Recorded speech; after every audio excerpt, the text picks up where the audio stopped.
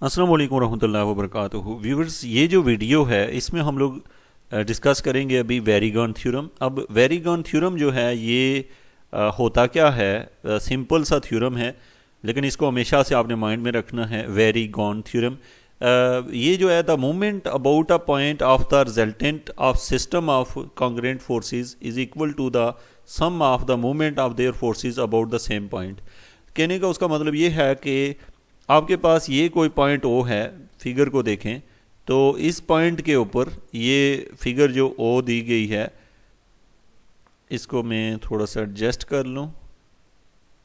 यहाँ से ये कोई ओ पॉइंट है, याद रखें ओ पॉइंट से कोई पोजीशन वेक्टर है आर। आपने यहाँ पे कहा the movement about a point of the resultant of system of congruent forces. ये सिस्टम ऑफ कॉन्ग्रुएंट फोर्सेस हैं, जैसे एक फोर्स F1 है, F2, F3, F4, इस तरह Fn, बहुत सारी फोर्सेस हैं।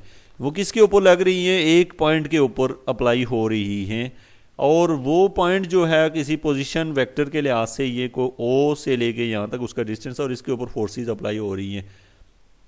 तो फिर हम यहाँ पे ये कहना चाहते हैं कि यहाँ पे the movement about a point of the resultant of system of congruent forces, यानी कि ये किसके इक्वल होता है? इक्वल टू, यानी कि अब सबसे पहले हमने कहा कि इन सब का जो रिजल्टेंट है, यानी कि ये जितने भी फोर्सेस हैं इनका कोई ना कोई रिजल्टेंट होगा। सपोज उसका रिजल्टेंट एफ है, तो हम ये शो करना चाहते हैं कि जितनी फोर्सेस अप्लाई हो रही हैं किसी पॉइंट के ऊपर, उनका जो रिजल्टेंट का मूवमेंट होगा वो इन सब के मूवमेंट, इनके अलादा अलादा इन सब के मूवमेंट के सम के इक्वल होगा, जो कि सिंपल है। यहाँ सामने आपको दिखाई दे रहा है कि सबसे पहले हमने क्या किया, यहाँ पे एफ जो है इन सब का सम निकाल लिया क्वेश्चन नंबर 1 में।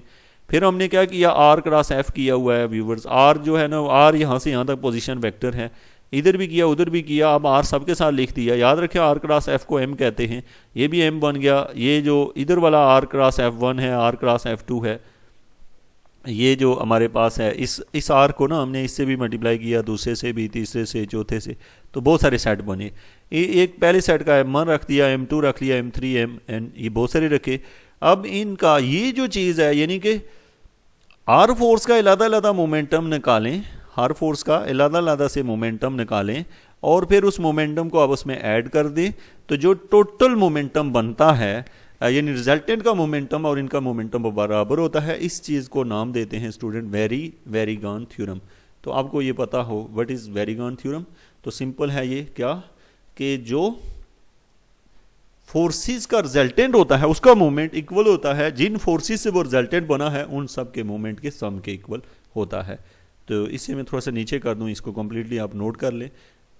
Where m is the moment of the resultant of force about O, and m1 m2 up to mn is the sum of the moment of the forces about the same point. This is complete the proof। तो ये था हमारे पास इस topic का related